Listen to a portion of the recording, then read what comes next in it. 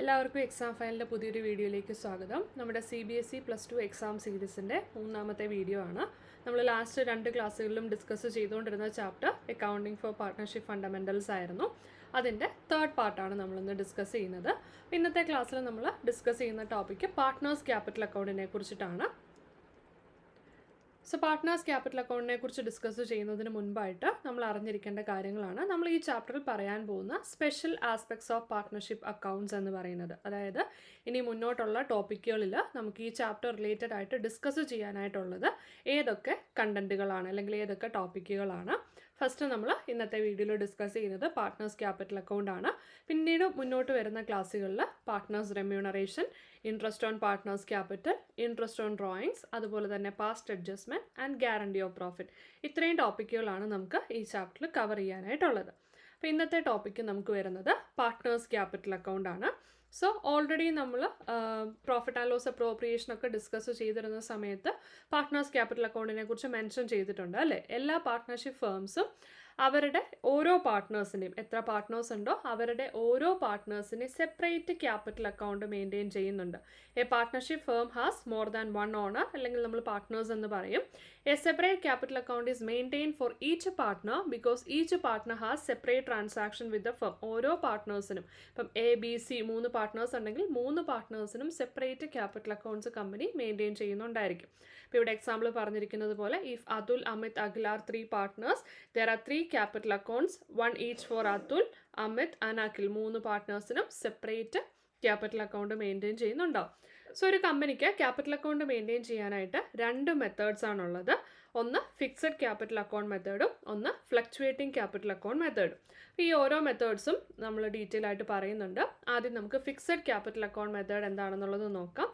Fixed capital account method എന്ന് പറയുമ്പോൾ പേര് പോലെ തന്നെ ക്യാപിറ്റൽ അക്കൗണ്ട് ബാലൻസ് എന്തായിരിക്കും, ഫിക്സഡ് ആയിരിക്കും. അപ്പോൾ ഫിക്സഡ് ആവണം എന്നുണ്ടെങ്കിൽ നമുക്ക് അവിടെ ഒത്തിരി കാര്യങ്ങൾ എഴുതാനായിട്ട് പറ്റുന്നുണ്ടാവില്ല അല്ലേ. അപ്പോൾ അതിന് വേണ്ടി നമ്മൾ സെപ്പറേറ്റ് ഒരു അക്കൗണ്ടും കൂടി മെയിൻറ്റെയിൻ ചെയ്യുന്നുണ്ടാവും. So basically in fixed capital account method there are 2 accounts എന്ന് പറയുമ്പോൾ one is capital account and one is current account. Capital അക്കൗണ്ടിൽ നമ്മൾ മെയിനായിട്ടും ക്യാപിറ്റൽ അക്കൗണ്ടിൻ്റെ പ്രീവിയസ് ഇയേഴ്സിൻ്റെ ബാലൻസ് എന്തെങ്കിലും ഉണ്ടെങ്കിൽ ആ ബാലൻസ് ക്യാരി ഫോർവേഡ് ചെയ്ത് എഴുതും. പിന്നീട് എഴുതുന്ന 2 കാര്യങ്ങളാണ്. ഒന്ന് അഡീഷണൽ ക്യാപിറ്റൽ ഇൻട്രൊഡ്യൂസ് ചെയ്തിട്ടുണ്ടെങ്കിൽ അതും, ക്യാപിറ്റലിൽ നിന്ന് എന്തെങ്കിലും വിഡ്രോവൽ വന്നിട്ടുണ്ടെങ്കിൽ അതും മാത്രമായിരിക്കും നമ്മൾ ക്യാപിറ്റൽ അക്കൗണ്ട് റെക്കോർഡ് ചെയ്യുക. അപ്പോൾ എന്തൊക്കെയാണ് എഴുതുന്നത്? ഒന്ന് പ്രീവിയസ് ഇയറിലെ ബാലൻസ് ക്യാരി ഡൗൺ ചെയ്ത് വരുന്നത്, അഡീഷണൽ ക്യാപിറ്റൽ ഇൻട്രൊഡ്യൂസ് ചെയ്യുന്നത്, അതുപോലെ തന്നെ വിഡ്രോവൽ. അഡീഷണൽ ക്യാപിറ്റൽ നമ്മൾ ക്രെഡിറ്റ് സൈഡിലും വിഡ്രോവൽ നമ്മൾ ഡെബിറ്റ് സൈഡിലുമാണ് റെക്കോർഡ് ചെയ്യുന്നത്. ഇത്രയും ഐറ്റംസ് മാത്രമേ നമ്മൾ ക്യാപിറ്റൽ അക്കൗണ്ടിൽ റെക്കോർഡ് ചെയ്യുന്നുണ്ടാവുള്ളൂ. അപ്പോൾ ഇത് കൂടാതെ മറ്റ് ഐറ്റംസ് ഉണ്ടല്ലോ നമ്മൾ ക്യാപിറ്റൽ അക്കൗണ്ടിൽ എഴുതുന്നത്, അതെല്ലാം എഴുതാനായിട്ട് നമ്മൾ മറ്റൊരു അക്കൗണ്ട് മെയിൻറ്റെയിൻ ചെയ്യുന്നു, ദാറ്റ് ഈസ് കറണ്ട് അക്കൗണ്ട്. അപ്പോൾ കറണ്ട് അക്കൗണ്ടിൽ മറ്റ് ഐറ്റംസ് പറയുമ്പോൾ പ്രോഫിറ്റിൽ നിന്ന് വരുന്ന drawings, interest on drawings, interest on capital, salary, commission, share of profit or loss, profit വന്നാലും ലോസ് വന്നാലും അതിൻ്റെ ഷെയർ, ഈ ഐറ്റംസ് എല്ലാം നമ്മൾ ഇവിടെ ആയിരിക്കും എഴുതുന്നുണ്ടാവുക, കറണ്ട് അക്കൗണ്ടിലായിരിക്കും. സോ ഇത് രണ്ടും കൂടെ ചേരുമ്പോഴാണ് ഫിക്സഡ് ക്യാപിറ്റൽ അക്കൗണ്ട് മെത്തേഡിൽ ക്യാപിറ്റൽ അക്കൗണ്ട് മൊത്തത്തിൽ കംപ്ലീറ്റ് ആകുക. സോ ഡ്രോയിങ്സ് നമ്മളിവിടെ 2 എടുത്ത് പറഞ്ഞിട്ടുണ്ട് അല്ലേ. അതിൻ്റെ വ്യത്യാസം മനസ്സിലാക്കിയിരിക്കുക. ക്യാപിറ്റലിൽ നിന്ന് വരുന്ന വിഡ്രോവൽ ആണെന്നുണ്ടെങ്കിൽ അത് ക്യാപിറ്റൽ അക്കൗണ്ടിലും, പ്രോഫിറ്റിൽ നിന്ന് വരുന്ന വിഡ്രോവൽ ആണെന്നുണ്ടെങ്കിൽ നമ്മളത് കറണ്ട് അക്കൗണ്ടിലുമായിരിക്കും എഴുതുന്നത്. So drawings against capital debited to capital account, drawings against profit debited to current account. അത് നന്നായിട്ട് മനസ്സിലാക്കിയിരിക്കുക, അതിൻ്റെ ഡിഫറൻസ് മനസ്സിലാക്കിയിരിക്കുക. ഇപ്പോൾ ഫിക്സഡ് ക്യാപിറ്റൽ അക്കൗണ്ട് മെത്തേഡിൽ നമുക്ക് 2 അക്കൗണ്ടുകൾ പ്രിപ്പയർ ചെയ്യാനുണ്ട്. ഓരോ പാർട്ട്നേഴ്സിനും അവരുടേതായ ക്യാപിറ്റൽ അക്കൗണ്ടും കറണ്ട് അക്കൗണ്ടും നമ്മൾ പ്രിപ്പയർ ചെയ്യേണ്ടതായിട്ടുണ്ട്. ഇനി കറണ്ട് അക്കൗണ്ടിൽ ഏതൊക്കെ ഐറ്റംസ് ഏതൊക്കെ സൈഡിലാണ് നമ്മൾ റെക്കോർഡ് ചെയ്യുന്നത്? ആദ്യം നമുക്ക് ക്രെഡിറ്റ് സൈഡ് പറയാം. ക്രെഡിറ്റ് സൈഡിൽ എഴുതേണ്ട ഐറ്റംസ് ആണ് ഇൻട്രസ്റ്റ് ഓൺ ക്യാപിറ്റൽ, റെമ്യൂണറേഷൻ, അത് സാലറി, കമ്മീഷൻ ഏതാണെങ്കിലും നമ്മൾ ക്രെഡിറ്റ് സൈഡിലാണ് എഴുതുന്നത്. പിന്നെ പ്രോഫിറ്റ് ആൻഡ് ലോസ് അപ്രോപ്രിയേഷൻ ചെയ്യുന്ന സമയത്ത് നമുക്ക് പ്രോഫിറ്റ് ആണ് വരുന്നതെങ്കിൽ ഷെയർ ഓഫ് പ്രോഫിറ്റ് എവിടെയാണ്? ക്രെഡിറ്റ് സൈഡിലാണ് എഴുതുന്നത്. അതിനുശേഷം ഡെബിറ്റ് സൈഡിൽ വരുന്ന ഐറ്റംസ് ആണ് പ്രോഫിറ്റിൽ നിന്നുള്ള വിഡ്രോവൽ, ഇൻട്രസ്റ്റ് ഓൺ ഡ്രോയിങ്സ്, അതുപോലെ തന്നെ പ്രോഫിറ്റ് ആൻഡ് ലോസ് അപ്രോപ്രിയേഷൻ്റെ ലോസ് ആണ് വരുന്നതെങ്കിൽ അത് നമ്മൾ ഡെബിറ്റ് സൈഡിലാണ് എഴുതുന്നത്. ഇത്ര ഐറ്റംസ് എഴുതുന്നതിന് ശേഷം നമ്മൾ എന്ത് ചെയ്യും? കറണ്ട് അക്കൗണ്ടിനെ ടോട്ടൽ ചെയ്യും, എന്നിട്ട് ബാലൻസ് ചെയ്യും. ബാലൻസ് ക്യാരി ഡൗൺ അല്ലെങ്കിൽ ബാലൻസ് ക്യാരി ഡൗൺ എന്നുള്ള രീതിയിൽ നമ്മൾ ഡെബിറ്റിലോ ക്രെഡിറ്റിലോ നമുക്ക് കറണ്ട് അക്കൗണ്ടിൽ 2 സൈഡിലും ഏത് സൈഡിൽ വേണമെങ്കിലും ബാലൻസ് വരാം. ഡെബിറ്റ് ബാലൻസോ ക്രെഡിറ്റ് ബാലൻസോ നമുക്ക് വരാവുന്നതാണ്. So current account balance may be credit balance വന്നാൽ അത് ലയബിലിറ്റി ആണ്. ഡെബിറ്റ് ബാലൻസ് വന്നാൽ അത് അസറ്റ് ആയിരിക്കും, ബാലൻസ് ഷീറ്റിൽ അസറ്റിലോ ലൈബിലിറ്റിയിലോ ആണ് നമ്മൾ എഴുതുന്നത്. അപ്പോൾ ഇവിടെ നമുക്ക് വരുന്ന വാല്യൂ എന്ന് പറയുന്നത് എന്താണ്? ബാലൻസ് ക്യാരി ഡൗൺ, അല്ലെങ്കിൽ ഡെബിറ്റിലും അത് വരാം, അതുപോലെ തന്നെ ക്രെഡിറ്റിലും വരാം. Balance carry down. അപ്പോൾ ഇത്രയും ഐറ്റംസ് ആണ് നമുക്ക് കറണ്ട് അക്കൗണ്ടിൽ വരുന്നത്. എന്തൊക്കെയാണ് നമ്മൾ പറഞ്ഞത്? ക്രെഡിറ്റ് സൈഡിൽ interest on capital, remuneration, share of profit. Debit സൈഡിൽ drawings against profit, interest on drawings, അതുപോലെ തന്നെ ഷെയർ ഓഫ് ലോസ്. ഇനി രണ്ടാമത്തെ method fluctuating capital account method. Capital account maintain ചെയ്യുന്നതിൻ്റെ രണ്ടാമത്തെ മെത്തേഡാണ് ഫ്ലക്ച്വേറ്റിംഗിൽ. പേര് പോലെ തന്നെ ഫ്ലക്ച്വേറ്റ് ചെയ്യുന്നതുകൊണ്ട് തന്നെ നമുക്കിവിടെ ഒരു അക്കൗണ്ട് മാത്രമേ ഉണ്ടാവുള്ളൂ, അത് ക്യാപിറ്റൽ അക്കൗണ്ട് ആണ്. എല്ലാ ഐറ്റംസും നമ്മൾ, അതായത് നമ്മളിപ്പോൾ പറഞ്ഞ കറണ്ടിലും ക്യാപിറ്റലുമായിട്ട് എഴുതുന്ന എല്ലാ ഐറ്റംസും നമ്മളിവിടെ ഒരേ ഒരു അക്കൗണ്ടിലായിരിക്കും റെക്കോർഡ് ചെയ്യുന്നുണ്ടാവുക, അത് ക്യാപിറ്റൽ അക്കൗണ്ടിൽ മാത്രമായിരിക്കും. അപ്പോൾ നമുക്ക് ക്യാപിറ്റൽ അക്കൗണ്ട് റെക്കോർഡ് ചെയ്യുന്ന സമയത്ത് ഓൾറെഡി പ്രീവിയസ് ഇയറിൻ്റെ ബാലൻസ് ഉണ്ട്, അപ്പോൾ അതായിരിക്കും ഫസ്റ്റ് എപ്പോഴും ക്രെഡിറ്റ് സൈഡിൽ വരിക, ബാലൻസ് ബ്രോഡ് ഡൗൺ ഉണ്ടാവും. ഫർദർ ക്യാപിറ്റൽ ഇൻട്രൊഡ്യൂസ് ചെയ്തിട്ടുണ്ടെങ്കിൽ അത് remuneration, salary, commission, interest on capital, അതുപോലെ തന്നെ പ്രോഫിറ്റ് ആൻഡ് ലോസ് അപ്രോപ്രിയേഷൻ്റെ പ്രോഫിറ്റ്. ഡെബിറ്റ് സൈഡിൽ ക്യാപിറ്റലിൽ നിന്ന് വിഡ്രോ ചെയ്താലും പ്രോഫിറ്റിൽ നിന്ന് വിഡ്രോ ചെയ്താലും, അതുപോലെ തന്നെ interest on drawings, share of loss. ഇത്ര ഐറ്റംസ് ആണ് നമുക്ക് ഡെബിറ്റ് സൈഡിൽ വരുന്നത്. രണ്ട് സൈഡും ടോട്ടൽ ചെയ്ത് ബാലൻസ് ചെയ്യുക. ബാലൻസ് ചെയ്യുമ്പോൾ നമുക്ക് ഡെബിറ്റിലോ ക്രെഡിറ്റിലോ എവിടെ വേണമെങ്കിലും ഈ മെത്തേഡിലും വരാം. പിന്നെ ശ്രദ്ധിക്കേണ്ട ഒരു കാര്യം, in the absence of instructions fluctuating capital account method is followed during preparing questions, അല്ലെങ്കിൽ നമ്മൾ ആൻസേഴ്സ് ചെയ്യുന്ന സമയത്ത് നമുക്ക് ഇപ്പോൾ ഒരു ഫോർ എക്സാമ്പിൾ എക്സാം ടൈമിലാണെങ്കിൽ നമുക്ക് ഏത് മെത്തേഡാണെന്ന് അതിൽ മെൻഷൻ ചെയ്തിട്ടില്ല എങ്കിൽ, ക്വസ്റ്റ്യൻ മെൻഷൻ ചെയ്തിട്ടില്ല എങ്കിൽ നമ്മളെപ്പോഴും ഫോളോ ചെയ്യുന്നത് ഫ്ലക്ച്വേറ്റിംഗ് ക്യാപിറ്റൽ മെത്തേഡ് ആയിരിക്കും. ഫിക്സഡ് ചെയ്യണം എന്നുണ്ടെങ്കിൽ ക്വസ്റ്റ്യനിൽ അത് സ്പെസിഫൈ ചെയ്തിട്ടുണ്ടെങ്കിൽ മാത്രം ചെയ്യുക, അല്ലെങ്കിൽ എപ്പോഴും ബൈ ഡിഫോൾട്ടായിട്ട് നമ്മൾ എടുക്കുന്ന മെത്തേഡ് ഫ്ലക്ച്വേറ്റിംഗ് ക്യാപിറ്റൽ അക്കൗണ്ട് മെത്തേഡാണ്. അപ്പോൾ ഇവിടെ നമ്മൾ നന്നായിട്ട് പഠിച്ചിരിക്കേണ്ടത് ക്യാപിറ്റൽ അക്കൗണ്ടിലും കറണ്ട് അക്കൗണ്ടിലും ഡെബിറ്റിലും ക്രെഡിറ്റിലും എഴുതുന്ന ഐറ്റംസ് ഏതൊക്കെയാണെന്ന് കൃത്യമായിട്ട് പഠിച്ചു വെക്കുക. ഐറ്റംസ് അങ്ങോട്ടും ഇങ്ങോട്ടും മാറിപ്പോവാതെ ഡെബിറ്റ് സൈഡിൽ എഴുതുന്ന ഐറ്റംസും ക്രെഡിറ്റ് സൈഡിൽ എഴുതുന്ന ഐറ്റംസും നമ്മൾ നന്നായിട്ട് പഠിച്ചു വെക്കുക. അപ്പോൾ നമ്മൾ ഫിക്സഡ് മെത്തേഡ് എന്താണ്, ഫ്ലക്ച്വേറ്റിംഗ് മെത്തേഡ് എന്താണെന്ന് പറഞ്ഞു. അപ്പോൾ അതിൻ്റെ ബേസിസിൽ അതിൻ്റെ ഒരു ഡിഫറൻസ് ആണ് ഇവിടെ കൊടുത്തിരിക്കുന്നത്. നമുക്കറിയാം ഫിക്സഡ് ക്യാപിറ്റൽ മെത്തേഡിൽ എത്ര മെത്തേഡ്സ് ഉണ്ട്? രണ്ട് അക്കൗണ്ട്സ്, മെത്തേഡ്സ് അല്ല, രണ്ട് അക്കൗണ്ട്സ് നമ്മൾ മെയിൻറ്റെയിൻ ചെയ്യുന്നുണ്ട് അല്ലേ, ക്യാപിറ്റൽ അക്കൗണ്ടും കറണ്ട് അക്കൗണ്ടും. അതേസമയം ഫ്ലക്ച്വേറ്റിംഗ് ആണെന്നുണ്ടെങ്കിൽ നമുക്കവിടെ ക്യാപിറ്റൽ അക്കൗണ്ട് മാത്രമേ ഉണ്ടാവുന്നുള്ളൂ. ഇനി ഫിക്സഡ് ക്യാപിറ്റൽ മെത്തേഡ് ആണെന്നുണ്ടെങ്കിൽ does not change except when capital is introduced or withdrawn. Capital അതിൻ്റെ അക്കൗണ്ടിൻ്റെ ബാലൻസ് എന്ന് പറയുന്നത് എപ്പോൾ മാത്രമേ ചേഞ്ച് ചെയ്യുള്ളൂ? അഡീഷണൽ ക്യാപിറ്റൽ ഇൻട്രൊഡ്യൂസ് ചെയ്യുമ്പോഴോ അല്ലെങ്കിൽ അതിൽ നിന്ന് വിഡ്രോവൽസ് എന്തെങ്കിലും വന്നാലോ, അല്ലാത്ത ഒരു സമയത്തും ക്യാപിറ്റൽ അക്കൗണ്ടിൻ്റെ ബാലൻസിൽ ചേഞ്ച് ഉണ്ടാവില്ല. ബട്ട് ഫ്ലക്ച്വേറ്റിംഗിൽ അങ്ങനെയല്ല, ഓരോ ട്രാൻസാക്ഷൻ നമ്മൾ റെക്കോർഡ് ചെയ്യുമ്പോഴും ക്യാപിറ്റൽ അക്കൗണ്ടിൻ്റെ ബാലൻസിൽ വ്യത്യാസം വരുന്നുണ്ട്. ഇനി ക്യാപിറ്റൽ അക്കൗണ്ടിൽ ക്യാപിറ്റൽ ട്രാൻസാക്ഷൻസ് മാത്രമാണ് നമ്മൾ റെക്കോർഡ് ചെയ്യുന്നത്, മറ്റെല്ലാ ട്രാൻസാക്ഷൻസും കറണ്ട് അക്കൗണ്ടിലാണ് റെക്കോർഡ് ചെയ്യുന്നത്. ബട്ട് ഫ്ലക്ച്വേറ്റിംഗിൽ വന്നാൽ എല്ലാ ട്രാൻസാക്ഷൻസും നമ്മൾ ക്യാപിറ്റൽ അക്കൗണ്ടിൽ തന്നെയാണ് റെക്കോർഡ് ചെയ്യുന്നത്. ഇനി ബാലൻസ് വരുമ്പം ക്യാപിറ്റൽ അക്കൗണ്ടിന് എപ്പോഴും ക്രെഡിറ്റ് ബാലൻസ് ആയിരിക്കും, ബട്ട് കറണ്ട് അക്കൗണ്ടിന് ക്രെഡിറ്റോ ഡെബിറ്റോ ആവാം. അതുപോലെ തന്നെ ഫ്ലക്ച്വേറ്റിംഗ് ക്യാപിറ്റൽ മെത്തേഡിൽ ക്രെഡിറ്റോ ഡെബിറ്റോ വരാം ക്യാപിറ്റൽ അക്കൗണ്ട്. അപ്പോൾ ഫിക്സഡ് വരുന്നത് എവിടെ മാത്രമേ ഉള്ളൂ? ഫിക്സഡ് ക്യാപിറ്റൽ മെത്തേഡിൽ ക്യാപിറ്റൽ അക്കൗണ്ടിന് മാത്രമേ എപ്പോഴും ക്രെഡിറ്റ് ബാലൻസ് ഉണ്ടാവുള്ളൂ. ബാക്കി അക്കൗണ്ടുകൾക്ക്, അത് കറണ്ട് അക്കൗണ്ട് ആണെങ്കിലും ഫ്ലക്ച്വേറ്റിംഗ് ക്യാപിറ്റൽ മെത്തേഡിലെ ക്യാപിറ്റൽ അക്കൗണ്ട് ആണെങ്കിലും ക്രെഡിറ്റോ ഡെബിറ്റോ ബാലൻസുകൾ വരാം. ഓരോ ട്രാൻസാക്ഷൻ നടക്കുന്നതനുസരിച്ച് അതിൽ ചേഞ്ചസ് ഉണ്ടാവാം. അപ്പോൾ ഇതാണ് ഫിക്സഡ് ക്യാപിറ്റൽ മെത്തേഡും അതുപോലെ തന്നെ ഫ്ലക്ച്വേറ്റിംഗ് ക്യാപിറ്റൽ മെത്തേഡും തമ്മിലുള്ള ഡിഫറൻസ്. അതുപോലെ തന്നെ നമുക്ക് ക്യാപിറ്റൽ അക്കൗണ്ടും കറണ്ട് അക്കൗണ്ടും തമ്മിലുള്ള ഡിഫറൻസും കൂടെ നമ്മൾ മനസ്സിലാക്കിയിരിക്കുക. ക്യാപിറ്റൽ അക്കൗണ്ട് നമ്മൾ ഏത് സിറ്റുവേഷൻ ആണെങ്കിലും, ഫിക്സഡ് ആണെങ്കിലും ഫ്ലക്ച്വേറ്റിംഗ് ആണെങ്കിലും നമ്മൾ മെയിൻറ്റെയിൻ ചെയ്യുന്നുണ്ട്. പക്ഷേ കറണ്ട് അക്കൗണ്ട് എന്ന് പറയുന്നത് നമ്മൾ എവിടെ മാത്രമേ മെയിൻറ്റെയിൻ ചെയ്യുന്നുള്ളൂ? ഫിക്സഡ് ക്യാപിറ്റൽ മെത്തേഡിൽ മാത്രമായിരിക്കും മെയിൻറ്റെയിൻ ചെയ്യുന്നുണ്ടാവുക. ക്യാപിറ്റൽ അക്കൗണ്ടിന് ഫിക്സഡ് മെത്തേഡിൽ എപ്പോഴും ക്രെഡിറ്റ് ബാലൻസ് ആയിരിക്കും, ഫ്ലക്ച്വേറ്റിംഗ് മെത്തേഡിൽ ക്രെഡിറ്റോ ഡെബിറ്റോ ആയിട്ട് മാറാം, ട്രാൻസാക്ഷൻസ് ഓരോന്നനുസരിച്ച് മാറാം. അതുപോലെ കറണ്ട് അക്കൗണ്ടിൽ ഇതുപോലെ തന്നെ എന്താണ്, ക്രെഡിറ്റോ ഡെബിറ്റോ ബാലൻസ് ആയിട്ട് ചേഞ്ച് ചെയ്യാം. അതുപോലെ ക്യാപിറ്റൽ അക്കൗണ്ട് എന്ന് പറയുന്നത് generally unchanged year to year, fixed ആണെന്നുണ്ടെങ്കിൽ ചേഞ്ച് ചെയ്യാറില്ല. ക്യാപിറ്റൽ ഇൻട്രൊഡ്യൂസ് ചെയ്താലോ വിഡ്രോ ചെയ്തെങ്കിലോ മാത്രമേ ചേഞ്ച് ചെയ്യാറുള്ളൂ. എന്നാൽ കറണ്ട് അക്കൗണ്ട് അങ്ങനെയല്ല, does not change when capital is introduced. Capital introduce ചെയ്യുമ്പോൾ ചേഞ്ച് ചെയ്യാറില്ല, ബട്ട് മറ്റ് ട്രാൻസാക്ഷനിൽ വ്യത്യാസങ്ങൾ വരുമ്പോൾ അവിടെ ചേഞ്ചസ് ഉണ്ടാവാറുണ്ട്. ദെൻ ക്യാപിറ്റൽ അക്കൗണ്ടിൽ പാർട്ട്നേഴ്സ് ഇൻവെസ്റ്റ് ചെയ്ത എമൗണ്ട് ആണ് നമ്മൾ മെയിനായിട്ടും റെക്കോർഡ് ചെയ്യുന്നത്. ബട്ട് കറണ്ട് അക്കൗണ്ടിൽ അത് മാത്രമല്ല നമ്മൾ എഴുതുന്നത്, അതല്ല എഴുതുന്നത്. Drawings, interest on capital, salary, commission, profit and loss അപ്രോപ്രിയേഷൻ്റെ പ്രോഫിറ്റ് ഷെയർ അല്ലെങ്കിൽ ലോസ് ഷെയർ, ഇതൊക്കെയാണ് നമ്മൾ റെക്കോർഡ് ചെയ്യുക. അപ്പോൾ ഇതാണ് മെയിനായിട്ടും ക്യാപിറ്റൽ അക്കൗണ്ടും കറണ്ട് അക്കൗണ്ടും തമ്മിലുള്ള ഡിഫറൻസിൽ വരുന്നത്. ഡിഫറൻസ് നന്നായിട്ട് മനസ്സിലാക്കി വെക്കുക. അപ്പോൾ നമ്മൾ ഈ പറഞ്ഞതിൻ്റെ ബേസിസിൽ നമുക്കൊരു ക്വസ്റ്റ്യൻ എങ്ങനെയാണ് ചെയ്യുന്നത് എന്നുള്ളത് നോക്കാം. അപ്പോൾ ഈ ഒരു ക്വസ്റ്റ്യനിൽ തന്നെ നമ്മൾ 2 മെത്തേഡിലും ആൻസർ ചെയ്യുന്നുണ്ട്. ഫിക്സഡ് ക്യാപിറ്റലിലും ഫ്ലക്ച്വേറ്റിംഗ് ക്യാപിറ്റലും ചെയ്യുന്നുണ്ട്. അപ്പോൾ ഇവിടെ 2 പാർട്ട്നേഴ്സാണ് മുദിത്ത് ആൻഡ് സുധീർ. 2 പേരുടെയും capital 6 lakh and 2 lakh.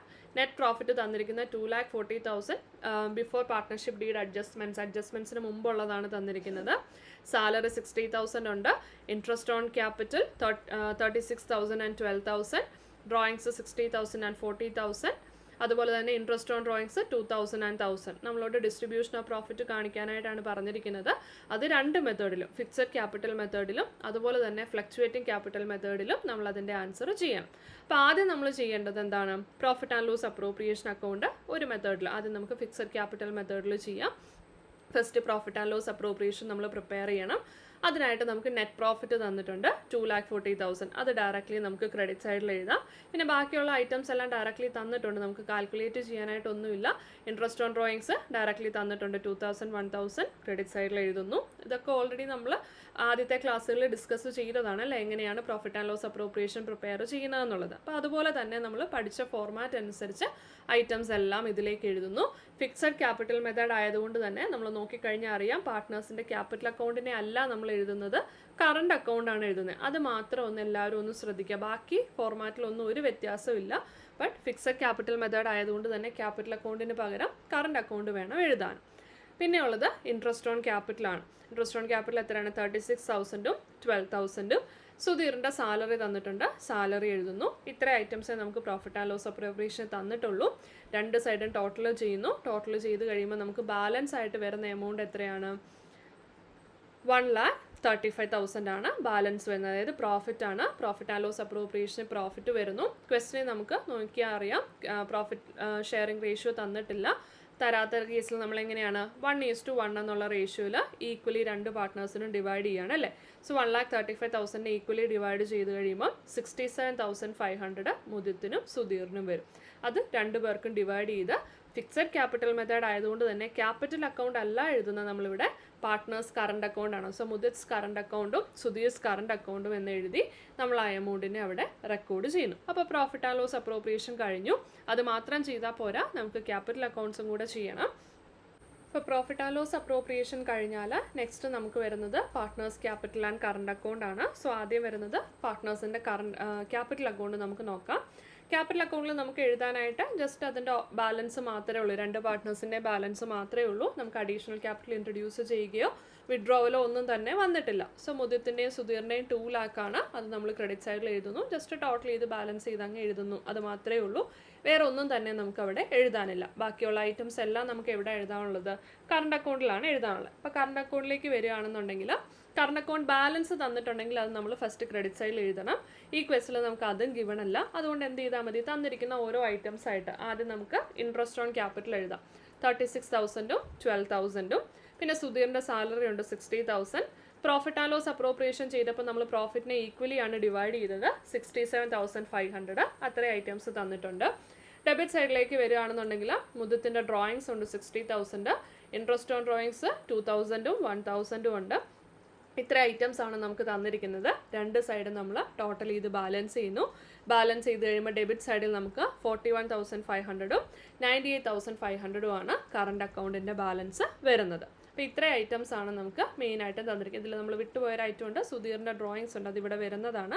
Drawings എന്ന് എഴുതിയിട്ട് നമ്മൾ മുദിത്തിൻ്റെയും സുധീറിൻ്റെയും ഡ്രോയിങ്സ് എഴുതിയാൽ മതി. അത് ചെറിയൊരു typing mistake വന്നിരിക്കുന്നതാണ്.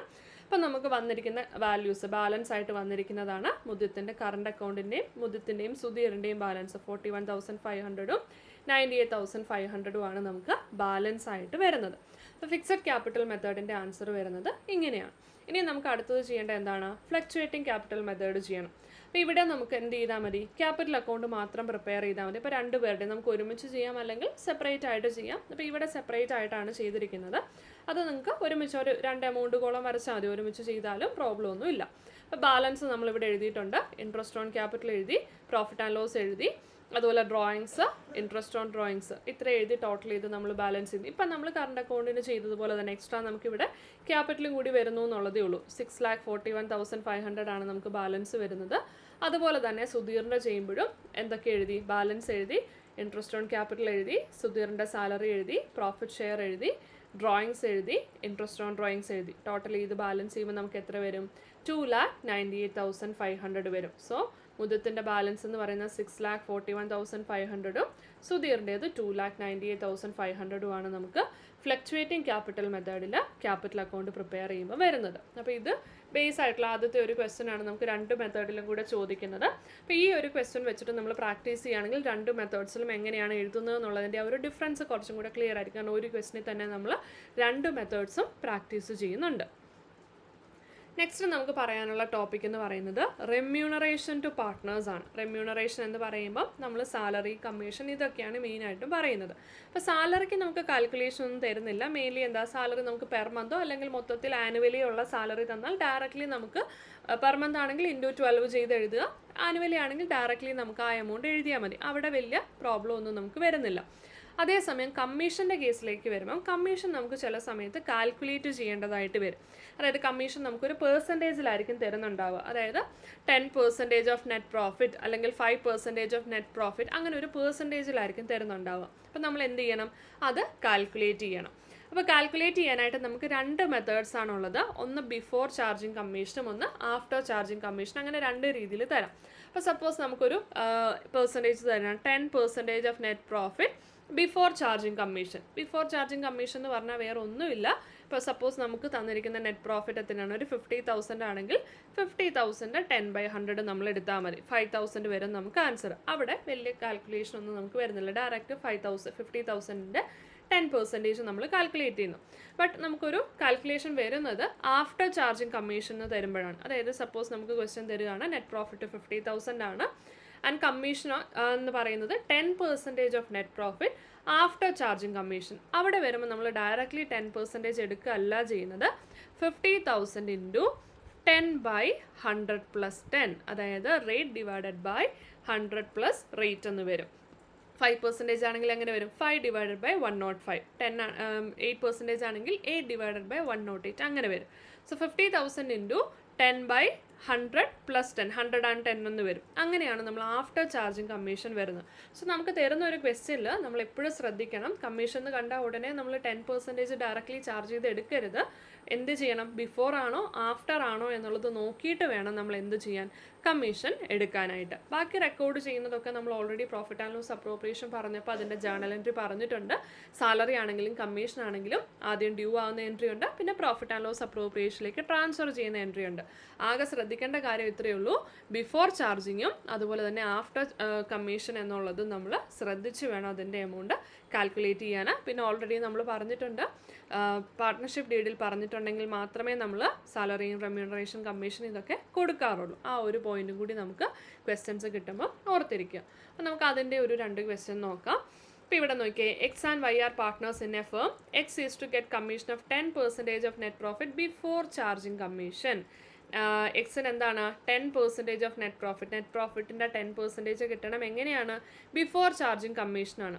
And Y is to get a commission of 10% net profit after charging all commission. അപ്പോൾ വൈക്ക് ആഫ്റ്റർ ചാർജിങ് ആണ്, എക്സിന് ബിഫോർ ചാർജിങ് ആണ്. അപ്പോൾ രണ്ടുപേരുടെയും കാൽക്കുലേറ്റ് ചെയ്യുന്ന മെത്തേഡ് ഡിഫറെൻ്റ് ആണ്. നമുക്കിവിടെ 55,000 നെറ്റ് പ്രോഫിറ്റും തന്നിട്ടുണ്ട്. നമ്മൾ ആദ്യം എന്ത് ചെയ്യണം? വർക്കിംഗ് ഔട്ടിൽ നമ്മൾ കാൽക്കുലേഷൻ ചെയ്യണം അല്ലേ? എക്സിൻ്റെയും വൈയുടെയും കമ്മീഷൻസ് നമ്മൾ കാൽക്കുലേറ്റ് ചെയ്യണം. അപ്പോൾ എക്സിൻ്റെ എന്താണ്? നെറ്റ് പ്രോഫിറ്റിൻ്റെ 10% എടുത്താൽ മതി. എങ്ങനെ വരും? 55,000ൻ്റെ 10% ഡയറക്റ്റ്ലി 10/100 നമ്മൾ എടുത്തു കഴിഞ്ഞാൽ നമുക്ക് 5,500 വരും. എക്സിൻ്റെ കമ്മീഷൻ കിട്ടി. അവിടെ നമുക്ക് വലിയ കൺഫ്യൂഷൻ ഉണ്ടാവാൻ സാധ്യതയില്ല. ബട്ട് വൈയുടെ ചെയ്യുമ്പോൾ നമ്മൾ ശ്രദ്ധിച്ചോണം, ആഫ്റ്റർ ചാർജിങ് ആണ്. അപ്പോൾ ഡയറക്റ്റ്ലി പെർസെൻറ്റേജ് എടുത്താൽ മാത്രം പോരാ, ആഫ്റ്റർ ചാർജിങ് ഓൾ കമ്മീഷൻസ് എന്ന് പറഞ്ഞാൽ ഇപ്പോൾ ഇത് ചെയ്യുന്നതിന് മുൻപ് ഏതെങ്കിലും പാർട്ട്നേഴ്സിന് നമ്മൾ കമ്മീഷൻ കൊടുത്തിട്ടുണ്ടെങ്കിൽ അതും കൂടി നെറ്റ് പ്രോഫിറ്റിൽ നിന്ന് ഡിഡക്റ്റ് ചെയ്തതിന് ശേഷം മാത്രമേ നമ്മൾ പെർസെൻറ്റേജ് കാൽക്കുലേറ്റ് ചെയ്യാൻ പാടുള്ളൂ. ഇപ്പോൾ ഇവിടെ ഓൾറെഡി നമ്മൾ എക്സിന് കമ്മീഷൻ കൊടുത്തില്ലേ? സോ ടോട്ടൽ നമ്മുടെ കയ്യിൽ അവൈലബിൾ ആയിട്ടുള്ള പ്രോഫിറ്റ് 55,000 ആണ്. അതിൽ നിന്നും എക്സിന് കൊടുത്ത കമ്മീഷൻ മൈനസ് ചെയ്യുക. 55,000ൽ നിന്നും 5,500 മൈനസ് ചെയ്യുക. അപ്പോൾ നമുക്ക് എത്രയാണോ കിട്ടുന്നത് അതിൻ്റെ 10 അത് ഇൻറ്റു 10/110 എന്ന് വേണം നമ്മൾ എന്ത് ചെയ്യാൻ, കമ്മീഷൻ കാൽക്കുലേറ്റ് ചെയ്യാനായിട്ട്. അപ്പോൾ നമ്മൾ 55,000 നിന്ന് 5,500 മൈനസ് ചെയ്യുമ്പോൾ നമുക്ക് എത്രയാണ് ആൻസർ വരുന്നത്? 49,500. ഇതിൻ്റെ വേണം നമ്മൾ 10% എടുക്കാൻ. അപ്പോൾ 49,500 എടുത്തു കഴിയുമ്പം അതിൻ്റെ 10 ഡിവൈഡഡ് ബൈ 110, അങ്ങനെയല്ലേ നമ്മൾ ആഫ്റ്റർ ചാർജിങ് പറഞ്ഞത്. So 49,500 into 10 divided by 100 plus 10, അതായത് 10 ഡിവൈഡഡ് ബൈ 110 എത്ര വരും? 4,500 വരും അതിൻ്റെ ആൻസർ നമ്മൾ കാൽക്കുലേറ്റ് ചെയ്യുമ്പോൾ. അപ്പോൾ ആഫ്റ്റർ ചാർജിങ് കമ്മീഷൻ ചെയ്യുമ്പോൾ എപ്പോഴും ശ്രദ്ധിച്ചോണം, അതിന് മുൻപ് എന്തെങ്കിലും കമ്മീഷൻസ് കൊടുത്തിട്ടുണ്ടെങ്കിൽ അത് മൈനസ് ചെയ്ത് കിട്ടുന്ന വാല്യൂവിൻ്റെ 10% വേണം എടുക്കാൻ. സോ എക്സിൻ്റേത് 5,500ഉം വൈയുടേത് 4,500ഉം നമ്മൾ കാൽക്കുലേറ്റ് ചെയ്തു. ഇനി നമുക്ക് എന്ത് ചെയ്യണം? പ്രോഫിറ്റ് ആൻഡ് ലോസ് അപ്രോപ്രിയേഷൻ ചെയ്യണം അല്ലേ. നമുക്ക് നെറ്റ് പ്രോഫിറ്റ് ഓൾറെഡി തന്നിട്ടുണ്ട്. 55,000 നമ്മൾ ക്രെഡിറ്റ് സൈഡിൽ എഴുതി. എക്സിൻ്റെ കമ്മീഷൻ നമ്മൾ കാൽക്കുലേറ്റ് ചെയ്ത 5,500 എഴുതി. വൈയുടെ കാൽക്കുലേറ്റ് ചെയ്ത 4,500 എഴുതി. വേറെ ഒന്നും നമുക്ക് ക്വസ്റ്റിന് തന്നിട്ടില്ല. നോർമലി ചെയ്യുന്നത് പോലെ എന്ത് ചെയ്യുക? ടോട്ടൽ ചെയ്യുക, ബാലൻസ് ചെയ്യുക, എന്നിട്ട് പ്രോഫിറ്റിനെ അവരുടെ പ്രോഫിറ്റ് ഷെയറിംഗ് റേഷ്യോയിൽ, ഇപ്പോൾ ഈ ക്വസ്റ്റിന് പ്രോഫിറ്റ് ഷെയറിംഗ് റേഷ്യോ തന്നിട്ടില്ലാത്തതുകൊണ്ട് തന്നെ ഈക്വലി 2 പാർട്ട്നേഴ്സിനും 22,500 വെച്ച് 2 പാർട്ട്നേഴ്സിനും ഡിവൈഡ് ചെയ്യുക.